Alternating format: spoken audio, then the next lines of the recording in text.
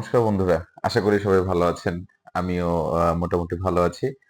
আহ, আজকে ভিন্ন একটা বিষয় নিয়ে আসছি। বিষয়টা এরকম যে আসলে আমরা তো জানি যে পায়ে হাত দিয়ে আসলে প্রণাম করলে কি হয় কি না হয়, তাই না? বা সায়েন্টিফিক ব্যাখ্যাগুলো। তো আজকে যে বিষয়টা নিয়ে আসছি সেটা হচ্ছে মূলত আপনার কাদের পায়ে আমরা হাত দিয়ে প্রণাম করব না। হ্যাঁ, এরকম প্রায় 7 থেকে 8 রকমের ব্যক্তিবর্গ আছে যাদের কখনো কিন্তু পায়ে হাত দিয়ে প্রণাম করতে নেই। এটা শাস্ত্রেও আছে। তো চলুন আমরা জানি। আর তার আগে আরেকটা কথা, যদি আমার ভিডিওগুলো ভালো লাগে অবশ্যই সাবস্ক্রাইব করে আমাকে ইন্সপায়ার করবেন এবং লাইক কমেন্ট শেয়ার করবেন। তো যাই হোক, প্রথমেই আসি। আহ, কখনোই কিন্তু মামার পায়ে ভাগ্নে কখনো কিন্তু হাত দিয়ে প্রণাম করাটা উচিত না। এটা কিন্তু প্রথমে আছে যে মামার পায়ে কখনো হাত দিয়ে প্রণাম করাটা ঠিক না।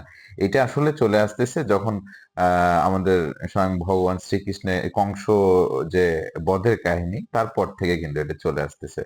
তারপর দ্বিতীয়ত, যাদের পায়ে কখনো হাত দিয়ে প্রণাম করা উচিত না তারা হচ্ছে যেসব ব্যক্তিবর্গ শোয়া অবস্থায় থাকবে। আমরা কিন্তু প্রায় অনেক সময় ভুল করে বসি যে কোনো মানুষ শুয়ে আছে, তার পায়ে হাত দিয়ে প্রণাম করি। এটা কিন্তু মোটেও করতে যাবেন না। এটা করলে আপনার পাপ হবে, আপনার অমঙ্গল হবে। এটা থেকে আপনি বিরত থাকুন। তারপর তৃতীয়ত যে বিষয়টা সেটা হচ্ছে যারা কুমারী মেয়ে, শাস্ত্রে আছে কুমারী মেয়েদের পায়ে কখনো হাত দিয়ে প্রণাম করতে নেই। আর চতুর্থত যে বিষয়টা আছে সেটা হচ্ছে, যদিও বিষয়টা আমি আমি আসলে মহাদেব আপনার হচ্ছে দক্ষকে, অর্থাৎ মহাদেবের যে শ্বশুর আছে তাকে আসলে মানে হত্যা করার পর থেকে এই জিনিসটা চলে আসতেছে যে বিষয়টা এরকম যে কোনো জামাই কখনো শ্বশুরের পায়ে হাত দিয়ে প্রণাম করতে পারবে না। হ্যাঁ, বিষয়টা কিন্তু এইরকমই। কিন্তু এই বিষয়টাতে আমারও একটু আসলে ইয়ে আছে, ডাউট আছে। তো যাই হোক, তো এটা একটা জিনিস। আর পঞ্চমত যে বিষয়টা, কোনো পূজারী যখন কোনো মন্দিরের ভিতরে পূজারত অবস্থায় থাকবেন, কখনোই কিন্তু তার পায়ে হাত দিয়ে আপনারা প্রণাম করবেন না।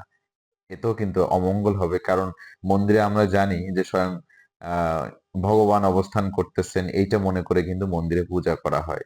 কাজেই এটা কিন্তু মোটেও কিন্তু করা যাবে না। আর কোনো সন্ন্যাসীকে গুরু ছাড়া অন্য কেউ কিন্তু আসলে পায়ে হাত দিয়ে প্রণাম করাটা উচিত না। এটাও কিন্তু একটা বিষয়।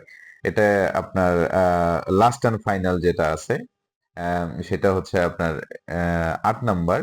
সেটা বিষয়টা হচ্ছে কোনো ব্যক্তি যখন আপনি যখন প্রণাম করতে যাবেন, যদি দেখেন যে ওই ব্যক্তিটা নোংরা অবস্থায় অথবা অপবিত্র অবস্থায় আছে বলে আপনার কাছে প্রতীয়মান হচ্ছে বা আপনার কাছে মনে হচ্ছে, তাহলে কখনোই তার পায়ে হাত দিয়ে আপনি প্রণাম করতে যাবেন না। এতে করে কিন্তু প্রণামের অমর্যাদা হবে। তো কাজেই আমি আসলে যে বিষয়গুলো আপনাদের সামনে উপস্থাপন করলাম যে এইসব ব্যক্তিবর্গের কখনো পায়ে হাত দিয়ে কিন্তু প্রণাম করতে নাই। এতে হিতে বিপরীত হয়ে যাবে, অর্থাৎ ধর্ম করার চেয়ে আপনার অধর্মের মানটাই কিন্তু বেশি হবে। তো যখন প্রণাম করবেন এই বিষয়গুলো মাথায় রাখবেন যে প্রথমে হচ্ছে, আমি প্রথমটা যেমন বলেছি যে মামার পায়ে ভাগ্নে মানে প্রণাম করা যাবে না। দ্বিতীয়ত কোনো ব্যক্তি অবস্থায় আছে এমন অবস্থায় প্রণাম করতে নাই। কোনো কুমারী মেয়ের আপনার হচ্ছে পায়ে স্পর্শ করে প্রণাম করা যাবে না। তারপর শ্বশুরকে জামাই প্রণাম করতে পারবে না। দেন হচ্ছে আপনার কোনো মন্দিরে পূজারত অবস্থায় আছে কোনো পূজারীকে, তখন ওই সময়ে ওইখানে প্রণাম করা যাবে না। সন্ন্যাসীকে গুরু ছাড়া অন্য কেউ প্রণাম করতে পারবে না। আর কেউ যদি অপবিত্র অবস্থায় থাকে সেই অবস্থায় তাকে প্রণাম করা যাবে না। তো হোপফুলি বিষয়গুলো আপনাদের মানে আসলে মনে থাকবে। আর বিষয়গুলো মেনে চলার চেষ্টা করবেন। আমি সবসময় আপনাদেরকে অনুরোধ করব, রিকোয়েস্ট করব, সত্য জানুন, সত্য বুঝুন, সত্য মানুন, শাস্ত্রের সাথে থাকুন, শাস্ত্র স্টাডি করুন, পড়ুন। শাস্ত্র থেকে যে জিনিসগুলো পাবেন সেগুলো বিশ্বাস করুন। ধর্ম মানেই হচ্ছে নিজের নিজের ভিতরে ধারণ করা এবং সঠিক জিনিসটা ধারণ করা, তাই না? আমরা কখনো অন্যের কাছ থেকে শুনে বা মুখে মুখে শুনে যেগুলো আসলে ভুল, সেগুলো আসলে ব্যাখ্যা করার চেষ্টা করব না। তো ধর্ম যার যার, আমাদের আসলে কর্ম সবার। হ্যাঁ, সবাই ভালো থাক, সবার মঙ্গল হোক। সবাই আমার জন্য প্রে করবেন। আর যদি আমার কথাগুলো ভালো লাগে তাহলে সাবস্ক্রাইব করে পাশে থাকবেন। ধন্যবাদ। হরে কৃষ্ণ।